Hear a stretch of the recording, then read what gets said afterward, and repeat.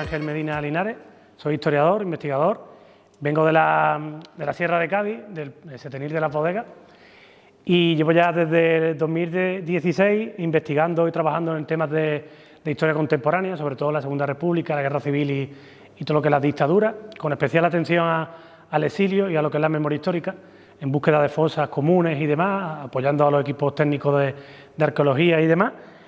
Como he dicho, yo haría la parte, digamos, teórica de la investigación, ¿no? Y apoyo a estos equipos arqueólogos, antropólogos y demás que se encargan de la sumación y de la búsqueda de fosas. Entre los proyectos de investigación está este de aquí, que vengo a presentaros, ¿no? Que son los gaditanos deportados a campos de concentración nazi.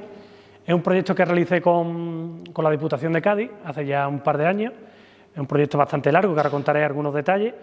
Y el año pasado, bueno, este año mejor dicho, a principios de este año, pues se logró publicarlo en formato libro, gracias al Ministerio de Política Territorial y Memoria Democrática y a la Asociación de Memoria Histórica de Setenil de las Bodegas, que fueron los que recibieron la financiación y editaron junto a la editorial Trevery de Ubrique este trabajo.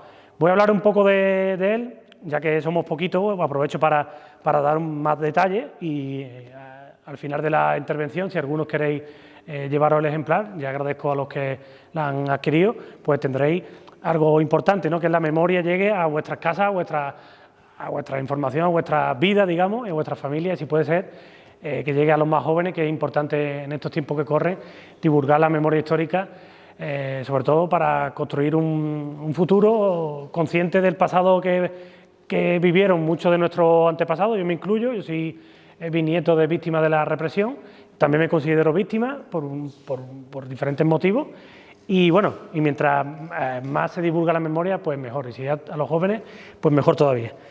El proyecto surge de la necesidad que yo, como investigador, creo que había mucho trabajo por hacer en la provincia de Cádiz, y una de las parcelas por investigar eran qué ocurrió si hubo gaditanos en los campos de concentración nazis.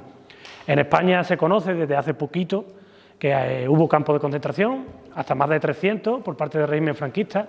Hay una investigación de Carlos Hernández de Miguel, periodista, que es el que más ha trabajado esto, y a través de ese trabajo y de lo que vi sobre todo en Murcia, en la región de Murcia, que pese a los gobiernos que hay, ¿no?, de tendencia conservadora y demás, pues habían trabajado muy bien y mucho en los murcianos en campos de concentración, ¿no? En Andalucía también se había trabajado, Ángel del Río había trabajado en diferentes provincias y en la región en general, pero yo sentí la necesidad como gaditano de qué ocurrió con los gaditanos y si hubo. Primero la pregunta es si hubo.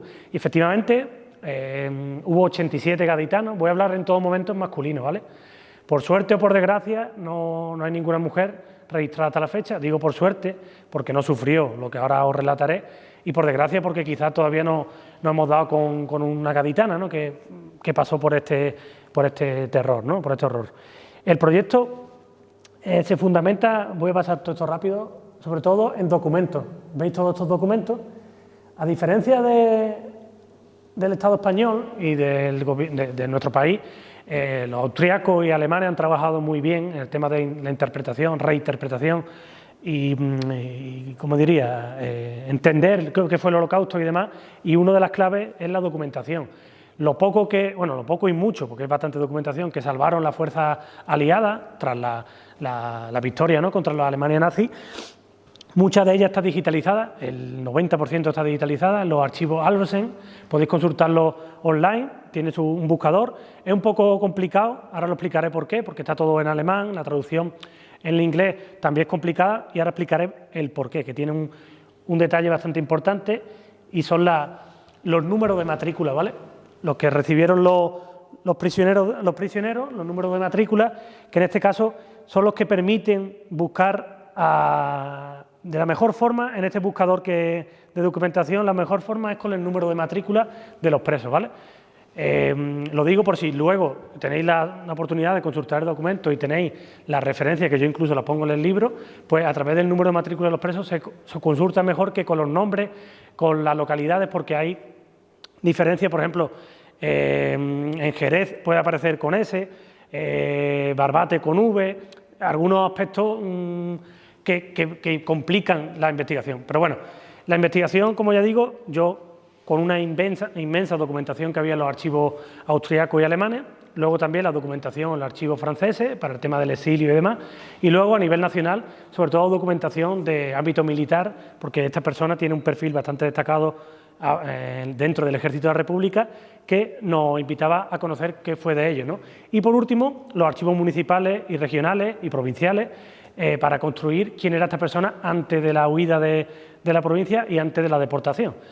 También, obviamente, tiene un papel fundamental los testimonios de los familiares. Muchos familiares, primero se publicó la investigación y luego se publicó el libro. Claro, entre medio, muchos familiares vinieron a aportarme más documentación, fotografías y demás, que fue lo que completó para mí el círculo de la investigación, ya que sobre todo le pude poner rostro a muchos de ellos.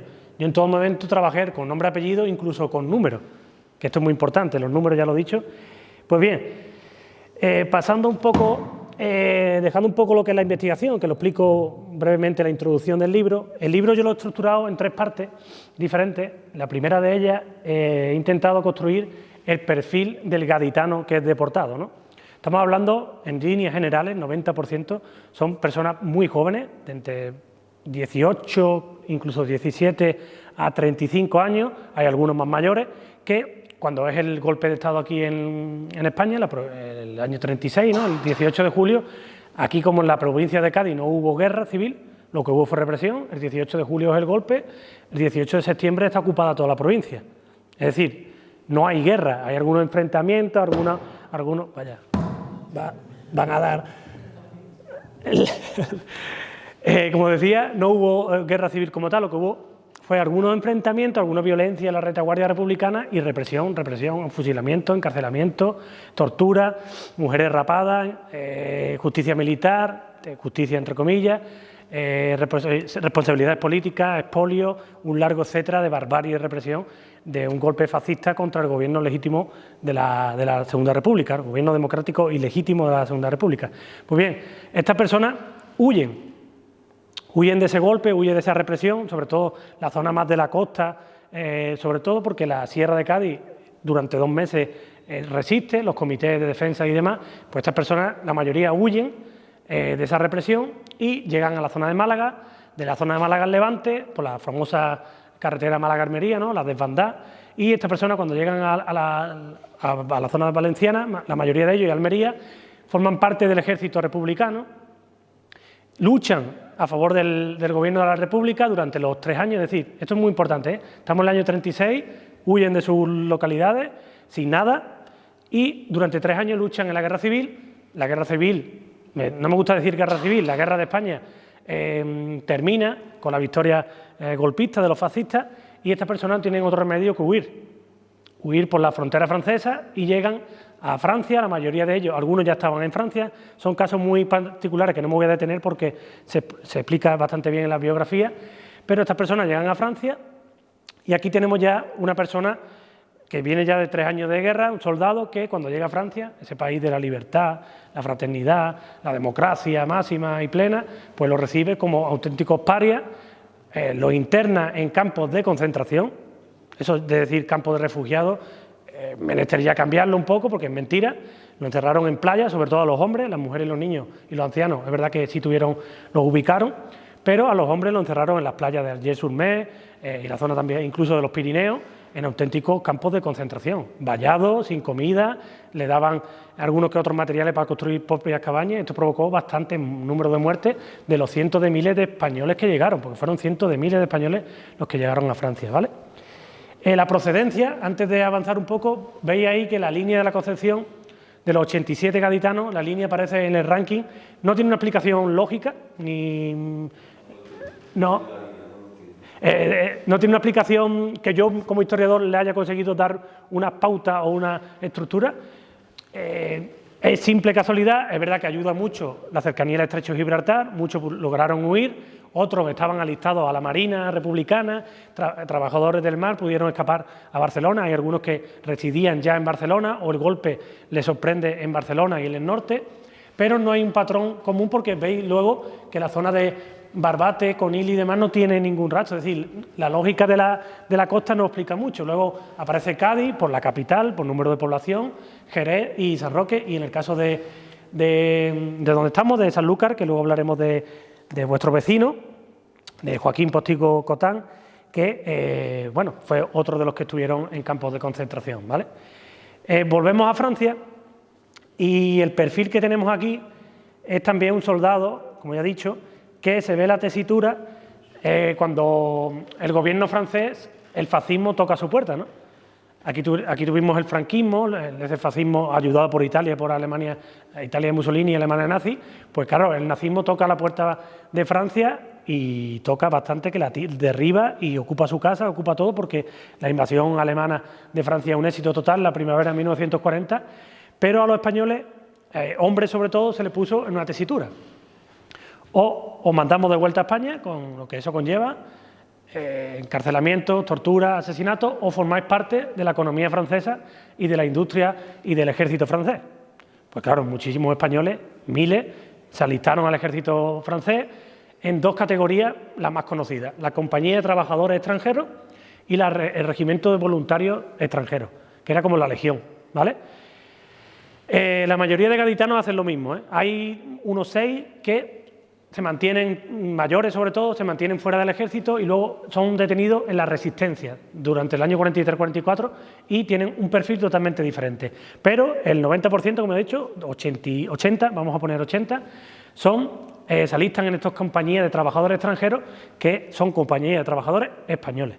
Porque hay que decirlo así, porque eran un francés o 2, que eran los que mandaban, y 199 o 198 españoles. Su trabajo: carretera, construcción de carreteras, industria bélica, economía, algunos también el campo, pero sobre todo construcción y fortificaciones de la línea Maginot.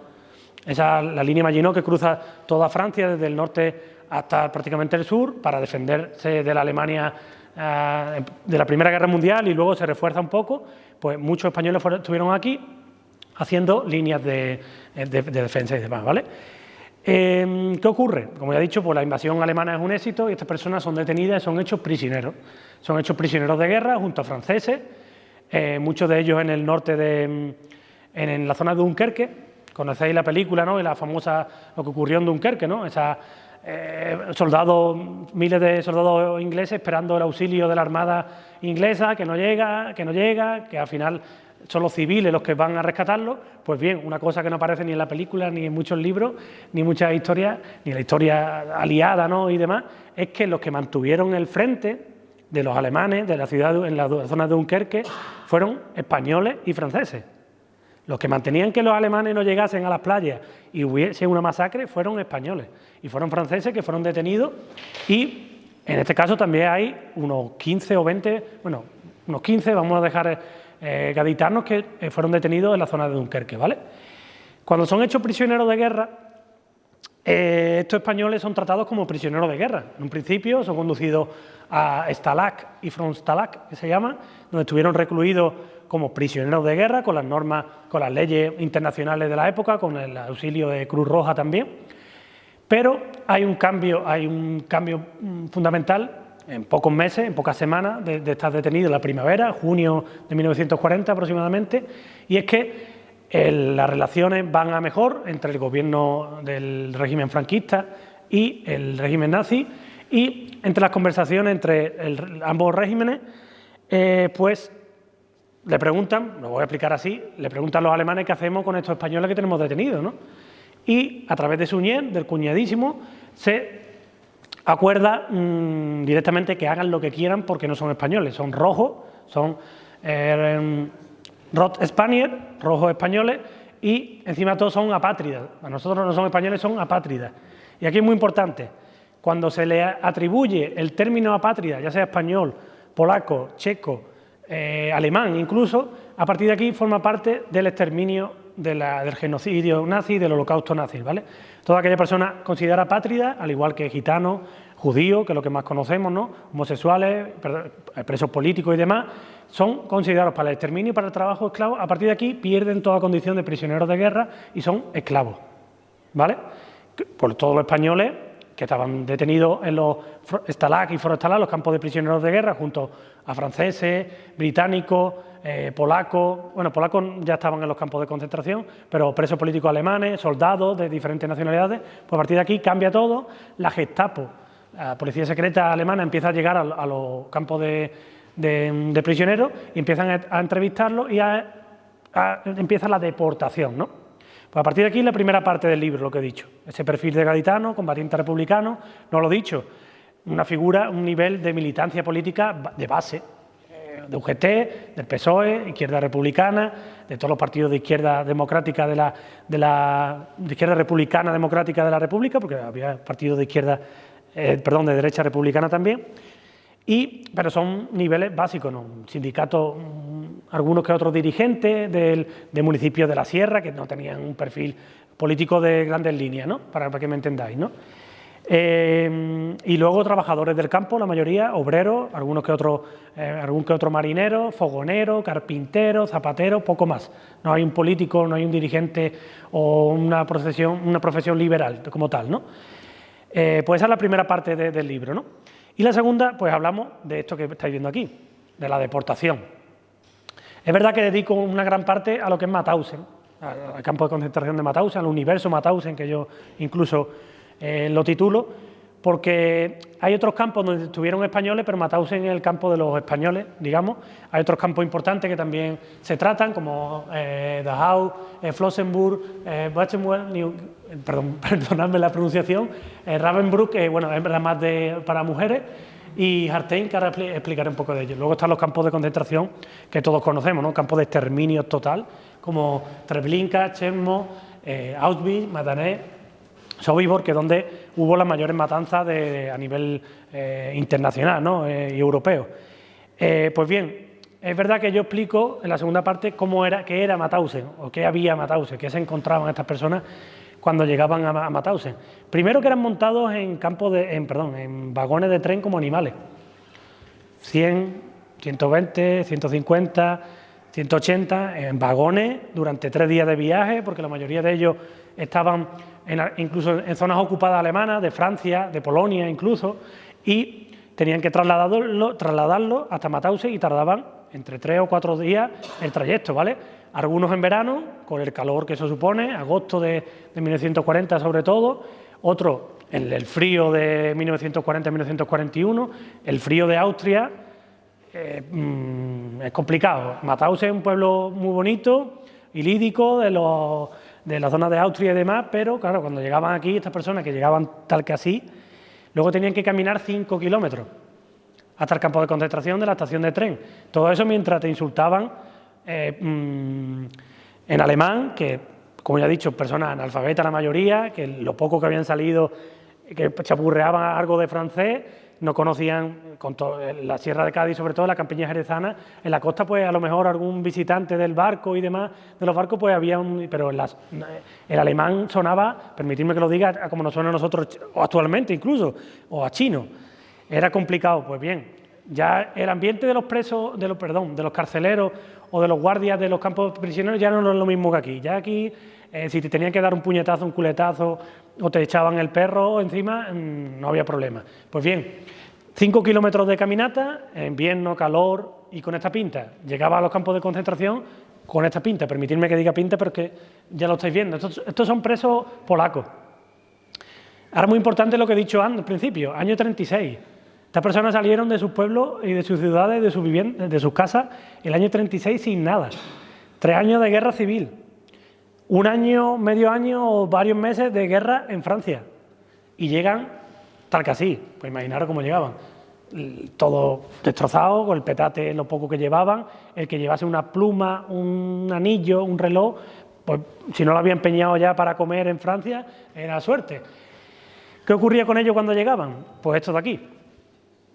Eran desnudados, eran rapados, eran expurgados para quitarle todos los piojos y demás, y recibían el famoso traje de raya, ¿no? El famoso pijama de raya, como se ha novelado, como se ha romantizado un poco, la chaquetilla, como hablan mucho de las víctimas que forman parte del libro, y sobre todo, lo más importante, el número de matrícula. Daban sus datos personales, eso lo hablaré un poco después, pero era importante porque le daban el número alemán, el idioma alemán, no estamos hablando del 1, ni del 2, ni del 3, 4.570, 3.850, apréndete eso en alemán, y si no te lo aprendías, lo que te tocaba por las mañanas, a las 6 de la mañana, cuando tenían que informar, tal que así, lo mínimo era una paliza.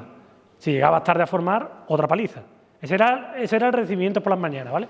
Ya en el libro voy a pasar muy, porque tampoco es plan de, obviamente, contarlo todo, ¿no? Pero explico cómo era la rutina de ellos un poco. Ellos tenían que levantarse, los españoles llegan al principio. Esto es importante, ¿vale? Son los primeros en llegar después de los polacos. La invasión de Polonia, muchos son destinados aquí. Allí tenéis a uno, bueno, este es Himmler, una de las manos derechas luego de Hitler, es cuando visita el campo de concentración, y allí tenéis a un capo, que la mayoría de los capos son los prisioneros que tienen que trabajar codo a codo con los alemanes para conducir los prisioneros de un lado a otro, para guiarlos, para la administración del campo, que es muy importante, y la mayoría cuando llegan los españoles son polacos. Esto es un problema. Estamos hablando de rojos españoles, ya vamos a utilizar como lo llamaban, que estaban totalmente alejados de la cultura, ¿no?, cristiana y demás, y a todo lo contrario de los polacos, ultracatólicos que veían como enemigos más a los españoles o a los ateos y demás que los propios alemanes. Tanto que muchos hablan peste, permitidme lo diga así, de los polacos. Pues bien, cuando llegan los españoles,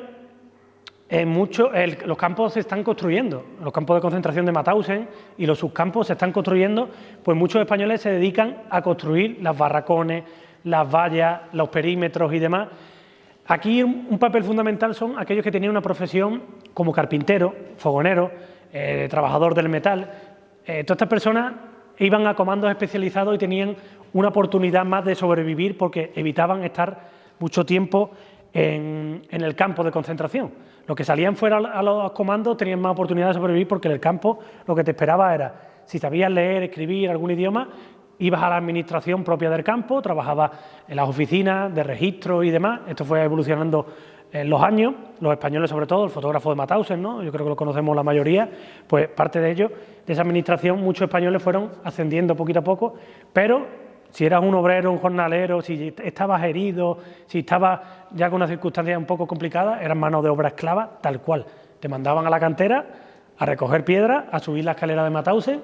Estas piedras, estamos hablando de piedras de caliza, bastante importantes, y tenías que subirlas y tenías que aguantar los insultos, los golpes, trabajando de sol a sol, recibiendo un caldo de comida negro, que lo poco que había era una patata, un nabo al final del cuenco, que era comunitario, comunitario, hasta feo decirlo, para los presos, y luego, a no ser que te suicidases o te hiciesen suicidar, que esto es lo que hacían los alemanes. Aquí, justo a la derecha, está donde se tiraban muchos presos, muchos obligados, para la risa y el disfrute de los alemanes. Los primeros meses fueron, obviamente, 1940, 1941, fueron los años con mayor mortalidad. Esto era un matadero. Mauthausen, Gusen, era un auténtico matadero. Morían por falta de alimentación, por trabajo de sol a sol, por asesinato, y desde el invierno del 40 al 41 y del 41 al 42 mueren la mayoría de españoles y la mayoría de gaditanos. De los 87 gaditanos, 59 mueren, 27 son liberados, y uno de ellos lo tacho como desaparecido, Andrés Gutiérrez, porque no tengo información suficiente para saber si sobrevivió cuando fue liberado o murió. No tengo documentación suficiente para saber qué ocurrió con él, ¿vale? Como ya digo, la mayoría mueren. ¿Perdón? Eso iba a decir ahora. Muchos mueren, y los que sobreviven hasta el año 45 pues crean, estamos hablando de 5 años de internamiento, 3 años de guerra, estamos hablando del año 36 hasta el año 45. Fijaros, estas personas, ahora contaré varias historias, lo que vivieron. Este de aquí es el campo de Gusen, este es el matadero. Todo el que entraba aquí no salía. Mauthausen era el campo de los españoles, hubo en torno a 7.500 españoles. Los que sobrevivieron fueron poquito a poco creando redes de resistencia, sobre todo los comunistas y anarquistas, ayudaban a los que más problemas tenían. Los que estaban en comandos especializados, porque se llamaban tal que sí, comandos especializados de carpintería, los más jóvenes tenían mayor resistencia, incluso los alemanes, sabiamente y macabramente, miraban mejor a los jóvenes porque tenían una capacidad de durabilidad de mano de obra mayor que los mayores. Pues estas personas fueron resistiendo poquito a poco, a medida que iban perdiendo la Segunda Guerra Mundial, ¿no? Los nazis, y se iban cercando estos españoles y por eso iban utilizándose en la industria alemana. Fueron participando en la construcción de misiles, de armamento y demás, porque claro, estaban perdiendo la guerra, había que utilizar toda la mano de obra posible, incluso los presos. También hay que entender que Mauthausen tenía, igual que todos los campos, muchísimos subcampos. Este es el subcampo de Gusen y fijaros lo grande que es, ¿eh? Luego estaba el subcampo de Gusen número 2, estaba Evensee y había diferentes subcampos que estaban especializados en alguna tarea de construcción, de tala de árboles, de piedras y demás, ¿vale? Los que sobreviven, pues hasta el año 45, muchos de ellos ya forman parte de la administración, son capos incluso, hay muchos españoles que fueron capos, algunos pues abusaron de sus compañeros, otros no, otros estaban en la administración y como el fotógrafo de Mauthausen, pues lograron hasta rescatar y mantener la fotografía que luego se utilizaron incluso en los juicios de Nuremberg, ¿no? Contra los oligarcas nazis y demás. Fijaros cómo era la vida. Esto es un resumen de lo que era la vida en Mauthausen y los campos de concentración. También hablo de Dachau, de Flossenbürg, de los otros campos donde estuvieron gaditanos. Fijaros lo que era el universo Mauthausen, como ya lo digo en el libro y con muchos compañeros de profesión también lo dicen, que había hasta una banda de música.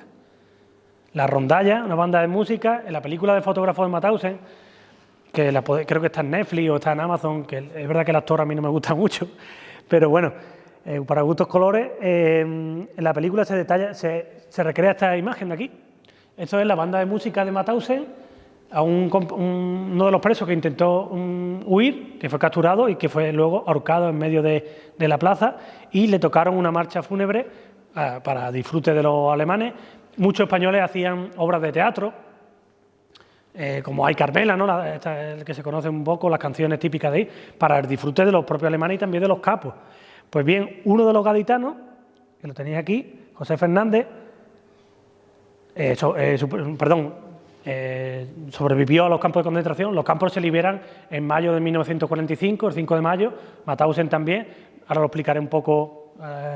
Pues bien, José Fernández estuvo dentro de esta banda de música, tanto que hizo una etiqueta en la que se puede leer fabricante espontáneo de instrumentos musicales, Casa Especial, y KLM es la sigla del campo de concentración de Mauthausen.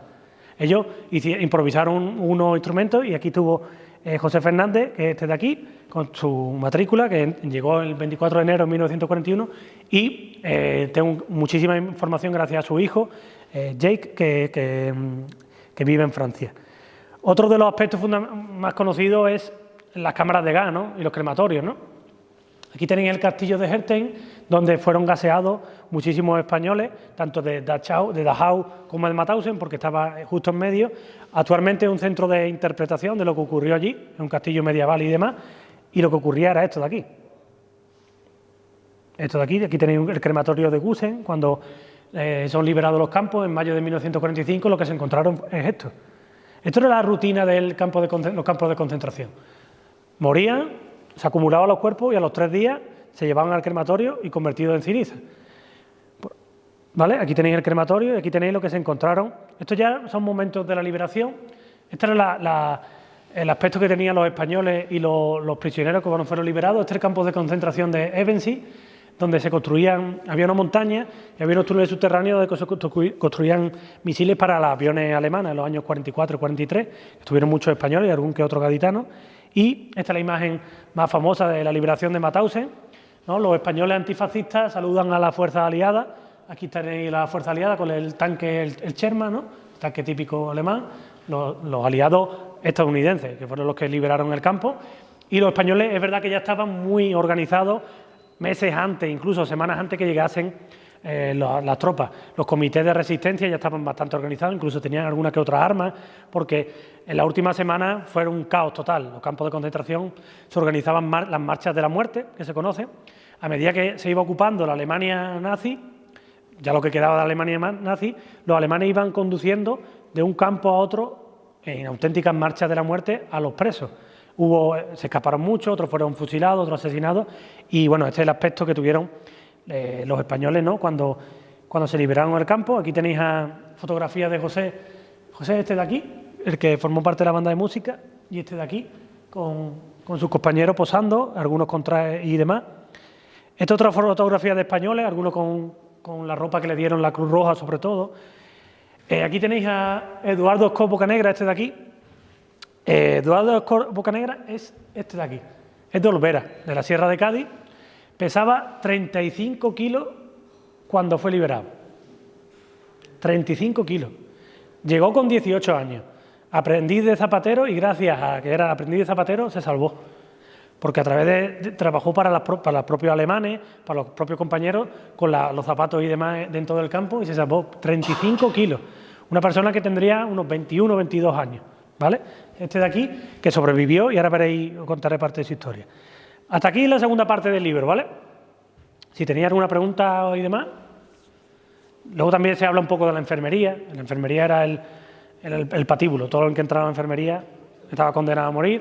Las causas de la muerte las explicaré ahora. Las causas de la muerte las explicaré ahora cuando hable de vuestro vecino, de Joaquín Postigo Cotán. Pero bueno, esta segunda parte, como ya digo, se explica lo que eran los campos de concentración, ¿no? El horror que era, se explica con más detalle, los comandos, los diferentes trabajos que hacían y demás. Y luego una tercera parte, que para mí es la más importante, son las biografías. Yo he intentado hacer, porque no están completas muchas de ellas. La de vuestro vecino es una de ellas, que no, para mi gusto pues, podría tener más datos, pero yo he intentado recrear la biografía de todos ellos.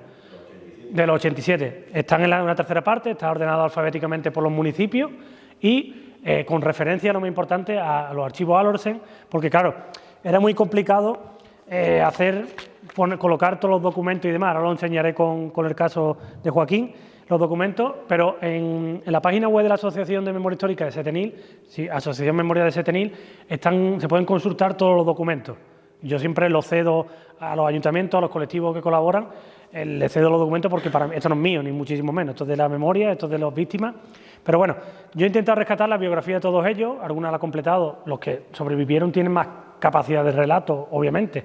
Algunos dejaron su memoria, otros no sé nada de ellos, si sobrevivieron incluso a la liberación, porque cuando son liberados, problemas de salud, problemas psicológicos, problemas mentales, luego búscate la vida en la Europa de posguerra. Que eso es un tema que no está muy estudiado, pero la Alemania de posguerra fue dura, ¿no? Lo siguiente, Francia de posguerra también, la española, la que conocemos nosotros, ya sabéis cómo fue, y fue una guerra civil que no es ni una parte de lo que fue la Segunda Guerra Mundial. Pues claro, imaginar a estas personas, a España no volvieron, los 27 que sobrevivieron no volvieron ninguno hasta los años 70 y 80, eso sí es verdad, que ya las circunstancias lo permitían, pero tuvieron que buscarse la vida en Francia, en Austria, en Alemania, en Rusia, idiomas diferentes, te miraba malamente, era una apátrida. El término apátrida terminó siendo, porque estas personas se consideraban españoles, de ahí que el triángulo que llevaban era el rojo de apátrida con la S de Spaniard y el azul también de político, porque eran ambas cosas, apátrida y político, ¿vale? Pues bien, yo intento rescatar la biografía de ellos, hay algunos que tienen fotografía, otros no, otros tienen muy pocos datos. Aquí tenéis, voy a reflejar algunas de las historias. A ver si puedo ponerlo más grande. Mejor, ¿no? Este hombre de aquí es Alejandro Pérez Valero, el hombre mayor, ¿vale? Y está posando con la foto de su hermano José Pérez Valero. José Pérez Valero tenía 17 para 18 cuando entró en Mauthausen. Él era hijo de José Pérez del Puerto, que era alcalde de Benaocá. Benaocá es un pueblo muy chiquitito de la Sierra de Cádiz, bueno, de la zona de la Sierra de Grazalera. Exactamente. El padre, José Pérez del Puerto, huye con toda la familia y llega a Francia, la mujer y 2 o 3 hijos, incluido José Pérez Valero, pero Alejandro, siendo un bebé, se queda en Benaocá con su abuela. Pues nunca más volvió a ver a sus padres. Los padres se quedaron en Francia, nunca volvieron, y el hermano pues murió. Hace poco, a través de un compañero, Manuel, de Benaocá, que está moviendo un poco la memoria ahora allí en el pueblo, le dio a conocer la historia y él lo poco sabía que había muerto en Francia. Que había muerto, esto es muy típico de los familiares, había muerto en la guerra, había muerto en Francia, había muerto fuera. Pues Esto fue un impacto, la verdad. El hombre, es verdad que la familia no quiere hablar mucho del tema, seguro que tiene más información, yo tengo pendiente entrevistarlo más tranquilamente, pero para que veáis la brutalidad de que José Pérez Valero murió con 18 años, es el gaditano más joven en ser asesinado en los campos de concentración, porque estas personas no murieron, fueron asesinados. Y es una de las historias, ¿no? Luego también está Ignacio Bernal, es uno de los que fue marinero de la Armada Republicana, estaba en Barcelona cuando le sorprende la guerra. Tuve la suerte de conocer a su hijo, Ignacio Bernal, es otra historia de esta que te rompe el alma, porque Ignacio y su mujer y su hijo Ignacio, un pequeño también, estaban en Francia a punto de embarcar en los barcos hacia Latinoamérica y es descubierto, Ignacio, como que era un hombre español en edad de formar parte del ejército, es separado de su mujer y su hijo consiguen pasaje a México.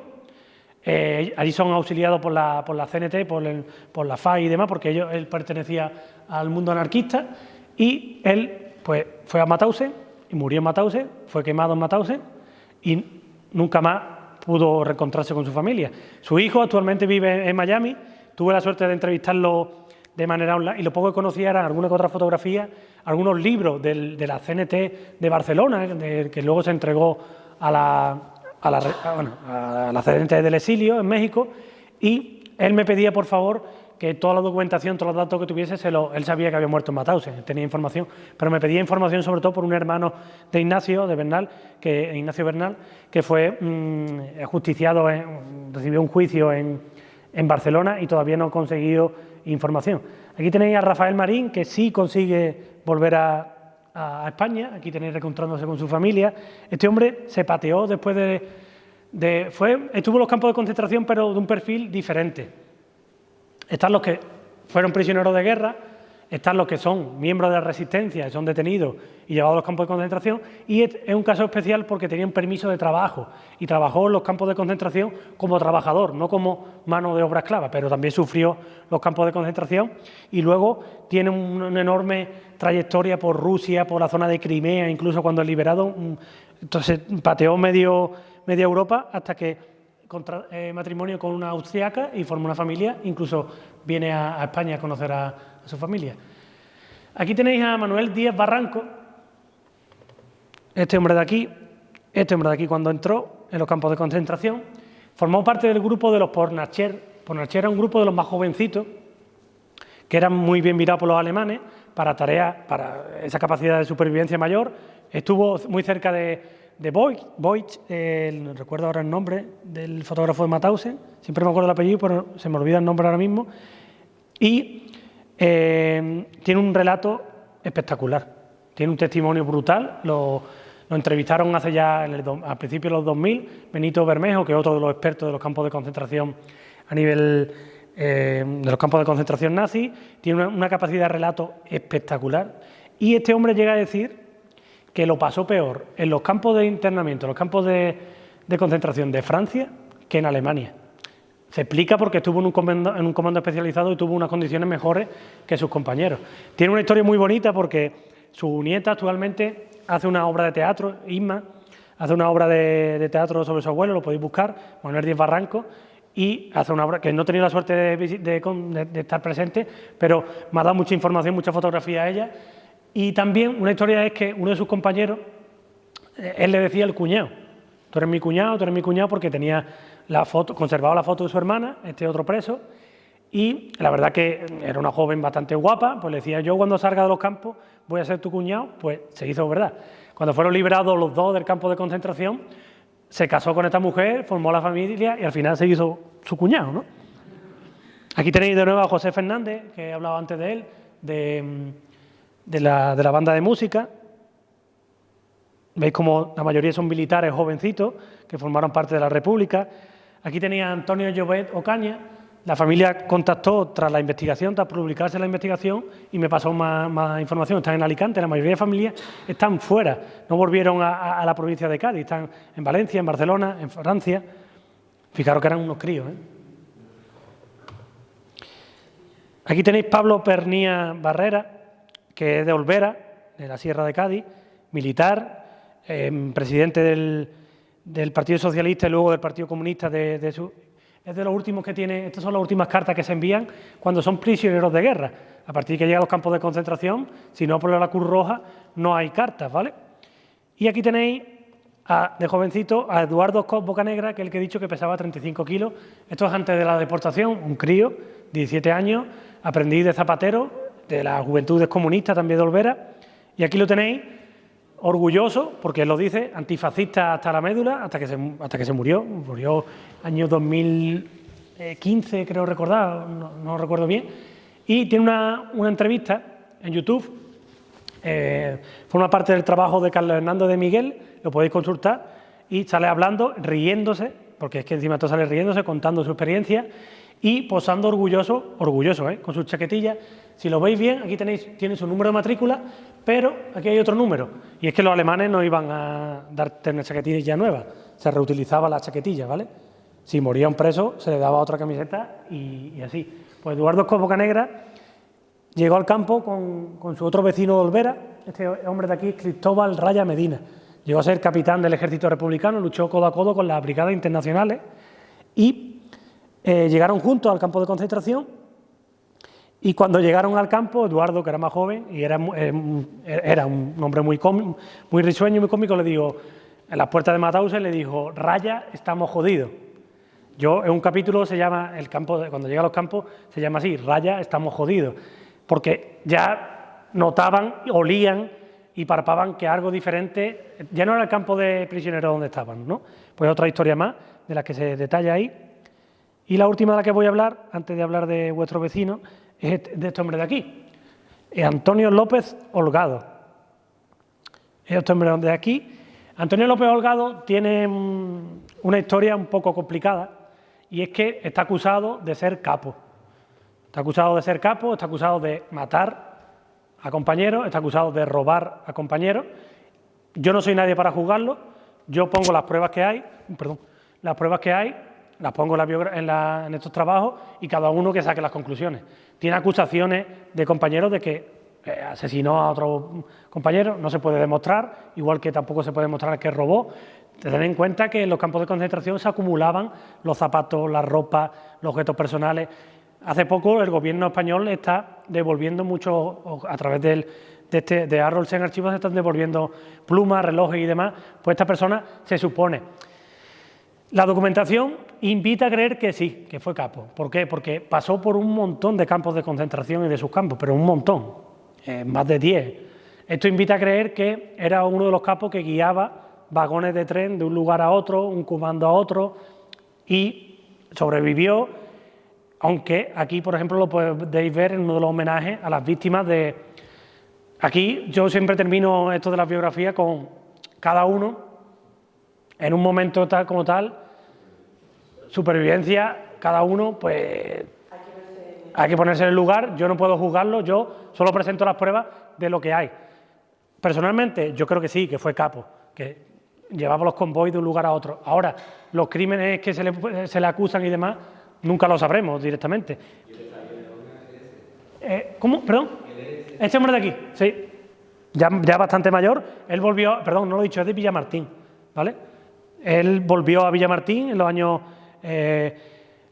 tenía una buena vida en Francia, logró forjarse una buena vida y la mayoría de ellos luego crean una vida digna para lo que sufrieron, obviamente con los traumas que tuvieron, porque Eduardo Scott, la mujer en la entrevista no aparece, pero se lo comenta el periodista, relataba las pesadillas, los traumas y los problemas que tuvieron estas personas durante toda su vida. ¿Alguna pregunta? ¿Bien todo? Mucha información, poca... Mucha... A mí me regañan mucho mi pareja y mis padres y mis compañeros de que hablo mucho y luego el libro parece que no hace falta ni...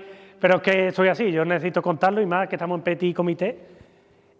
Pues bien, aquí tenéis a vuestro... Por desgracia, esta biografía es la que hice durante la investigación, ¿vale? Luego se transformó en formato libro con las variantes. Me ayudó un poco Chema Hermoso, ¿no? Creo recordar, Chema, que es amigo, compañero, que está con él antes, no ha podido venir porque está en el instituto, del colegio, Y bueno, me ayudó un poco a dibujar, pero muy poco. Es verdad que no es que me ayudase poco, sino que había muy poca información sobre él. Ahora con el compañero, que no me ha presentado el nombre, pero me ha dado más información. Dime tu nombre y así. José Antonio me ha dado más detalles sobre la familia de Joaquín, de que estaban fuera, de que tenía un hermano fue fusilado en Sevilla y de otros detalles que indican, ¿no? Me puede corregir él, que tuvo muy poca vida aquí en San Lucas o que no tuviera un arraigo como otras personas, pero aún así yo intento rescatar su vida sobre todo después de la deportación, ¿no? Voy a pasar porque hay algunos datos sobre él de que indican que residía en Barcelona. Cuando es deportado, los datos que indica es que estuvo en Barcelona.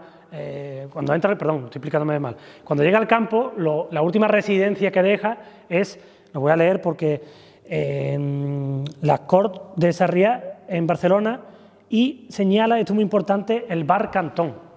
Ya no sé si era un hospedaje, si estaba allí, si estaba trabajando y demás, no lo puedo. Y como familiar directo deja a su esposa Eulogia Muñoz García. Estos son los datos que él deja nada más llegar. También su profesión de obrero jornalero, ¿vale? Es lo poco que conocemos antes de su deportación. Según la ubicación de donde estaba, porque es detenido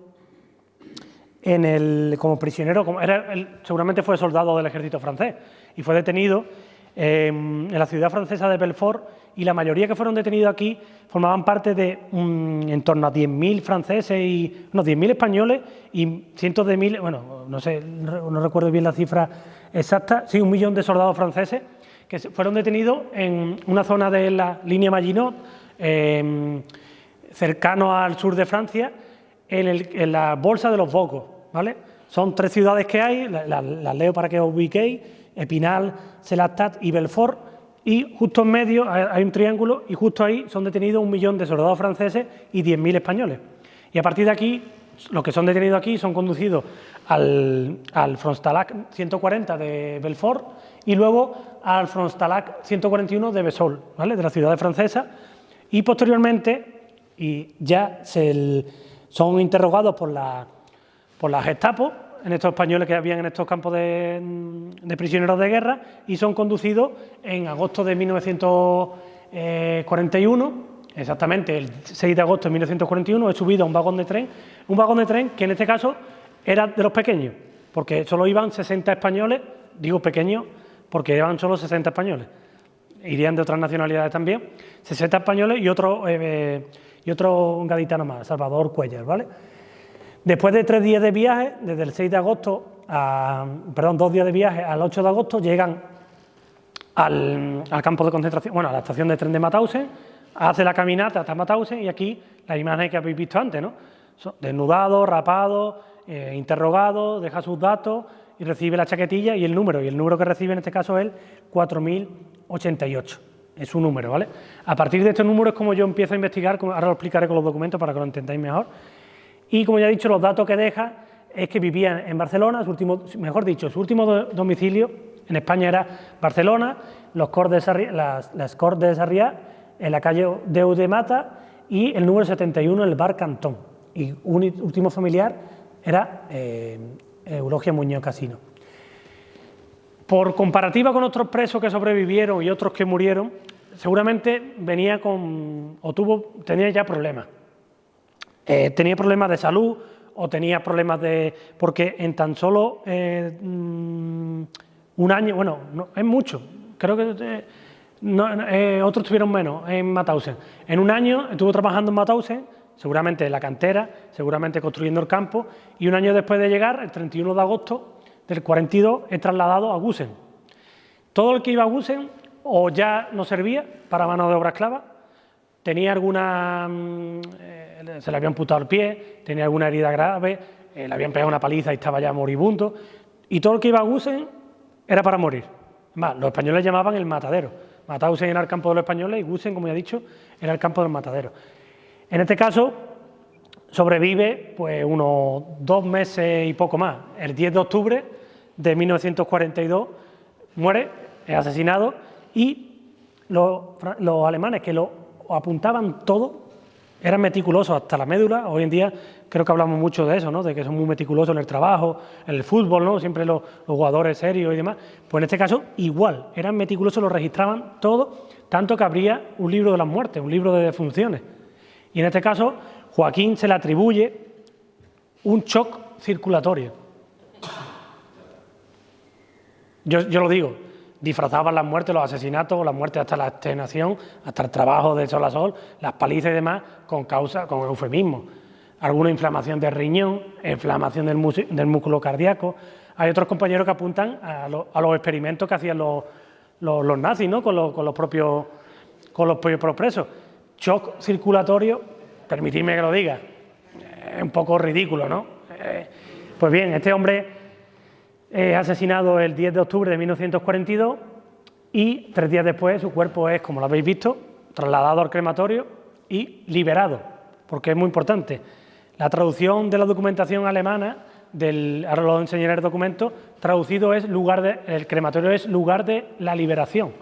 Igual que el trabajo hora libre, ¿no? El famoso lema, pues el crematorio y demás, pues este hombre, desafortunadamente, su cuerpo terminó convertido en ceniza, los crematorios que hemos visto en Gusen.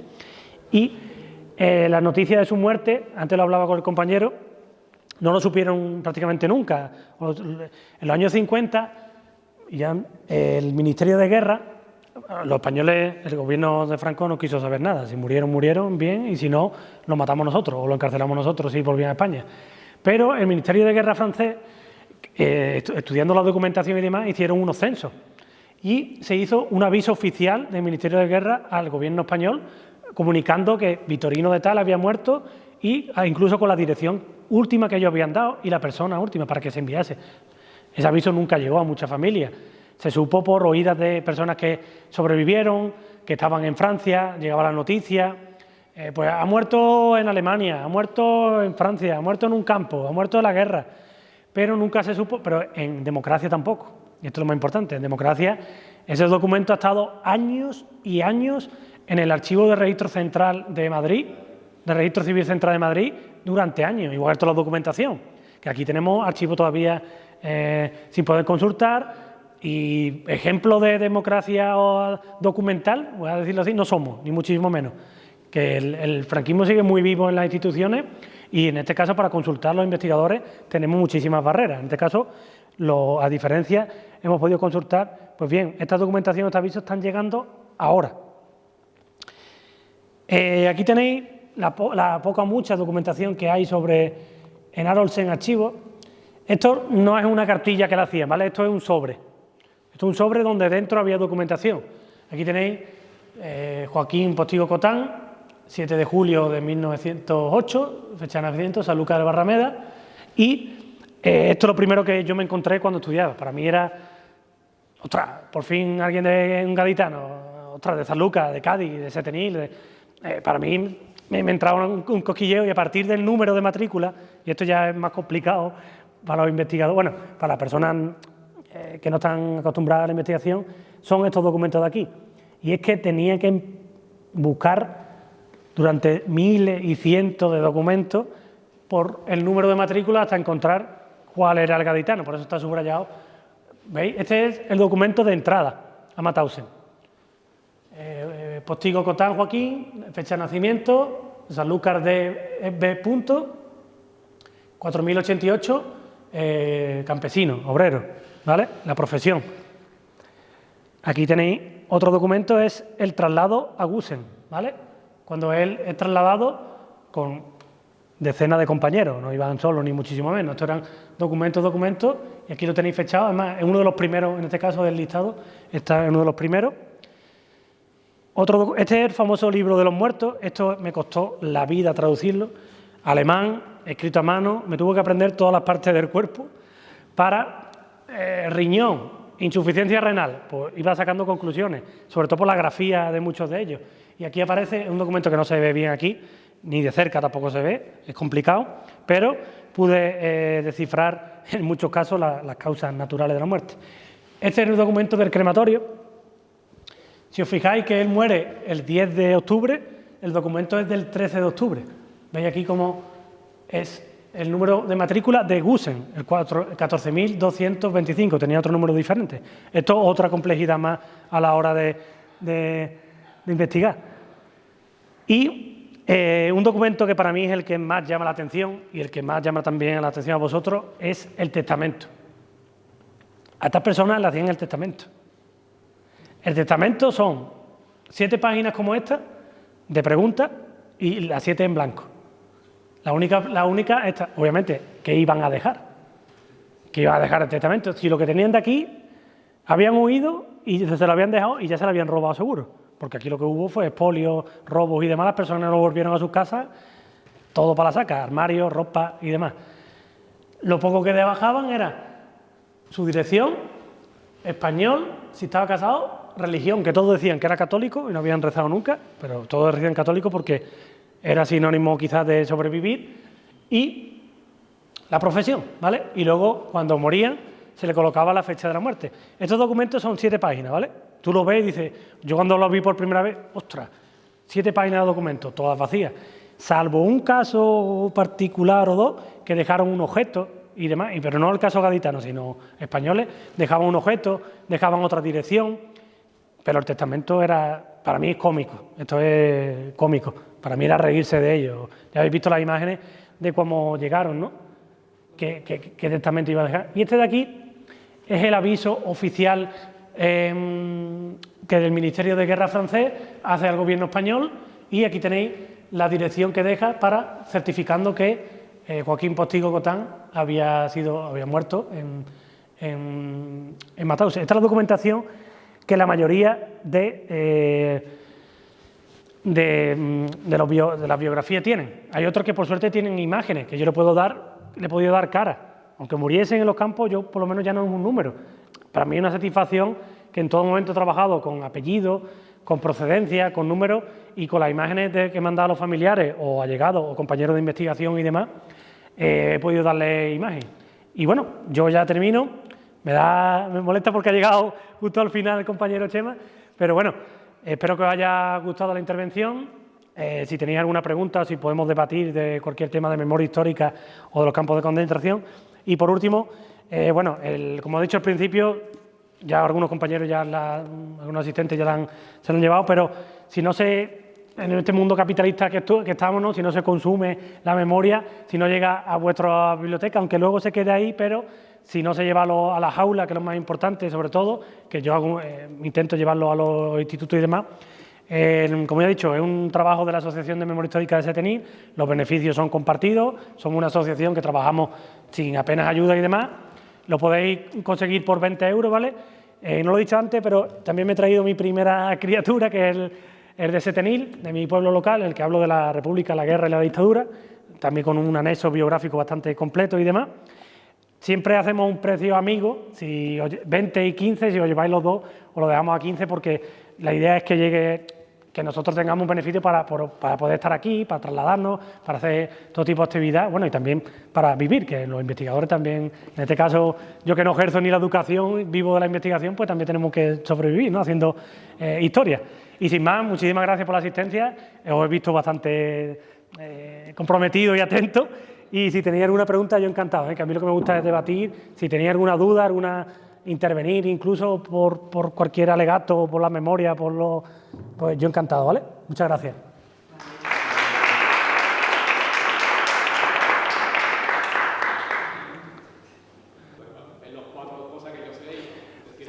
Es muy común eso que ha comentado el compañero, te agradezco esos detalles porque me ha pasado con la mayoría, ¿eh? La mayoría es la fecha está mal. Yo la fecha que utilizo, que es verdad que es una rata que he puesto en 1898, es mala, podéis ver ahí la rata, mira, está aquí, 1898.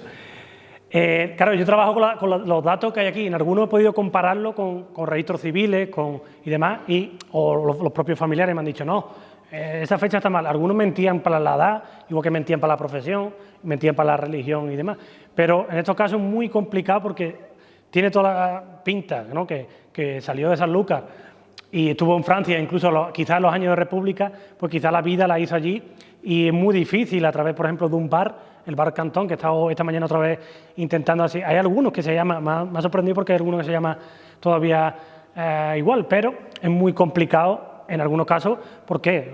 Sobre todo, siempre me gusta remarcar lo que he dicho antes.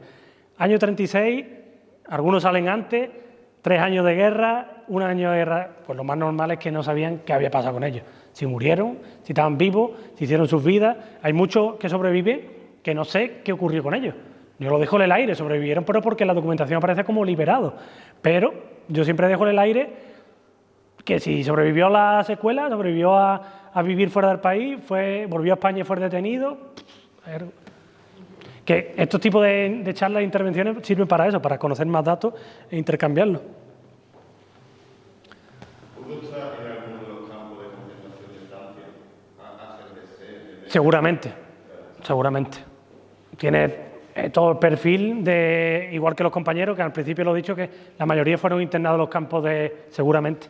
No está documentado porque es muy complicado, porque los campos franceses son los más complicados de consultar, porque aparte de que no te dejan copias y demás, tienes que consultarlo, pedir un favor y demás, hay algunos que no tienen muchos registros, porque como fueron campos de concentración improvisados, que hasta los propios españoles lo construyeron ellos, los campos con las vallas, con las maderas y demás, pues el registro le importaba un poco hasta que hubo que alistarlo al ejército.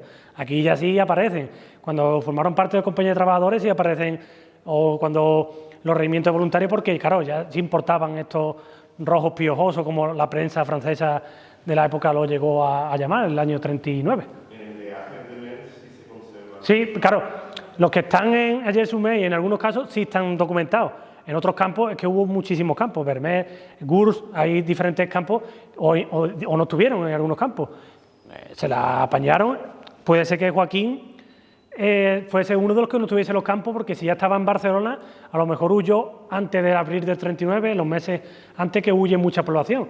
El aluvión de españoles que huyen, soldados sobre todo, y mujeres y familias enteras que huyen por los Pirineos, es el mogollón cuando ya va cayendo Barcelona y demás, que cae también los Pirineos, que luego se montonan las imágenes de fusiles, mochilas, máquinas de coser, que eso no aparece en la fotografía, pero uno de los relatos es las máquinas de coser amontonadas en el Pirineo francés, porque era la única herramienta que tenían las mujeres para vivir, para sobrevivir, para ganarse la vida, y los franceses la obligaron a muchas a dejarla tirada la máquina de coser.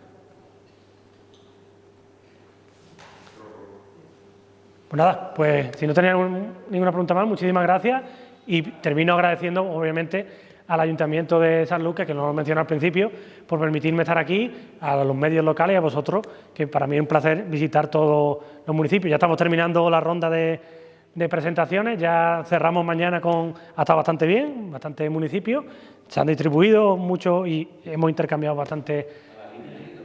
La línea no. En algunos sitios se ha enviado la propuesta, el Ayuntamiento puede decir que es una actividad totalmente gratuita, que nosotros no, ni por desplazamiento ni por la actividad cobramos nada, solo la voluntad de los libros y demás, y en algunos municipios no hemos recibido ni una simple respuesta, ni gracias, ni nada, que dice mucho, ¿no? En siglo XXI, la línea con 19 municipios. Un homenaje a tres cursos italianos. Totalmente. Gracias al Partido Socialista y a Podemos. Y a los compañeros de memoria del campo, ¿no? Y a la memoria del campo de Gibraltar se han podido paralizar. No financiará. Exactamente. Y lo han hecho a nivel particular. Sí. Pero eso lo hicieron antes de ayer. Sí, fue el domingo 8, no, el lunes 8 o domingo. Y es verdad que dice mucho, ¿no? Exactamente. Exactamente. Y es un proyecto, a ver, a mí no me tembla la voz decirlo, que un proyecto que la investigación fue financiada por la Diputación de Cádiz. No, yo no lo he hablado, pero se la ha invitado, es que llevamos todo el año mandando invitaciones. Él está muy involucrado, ¿eh? Ah, vale, perfecto.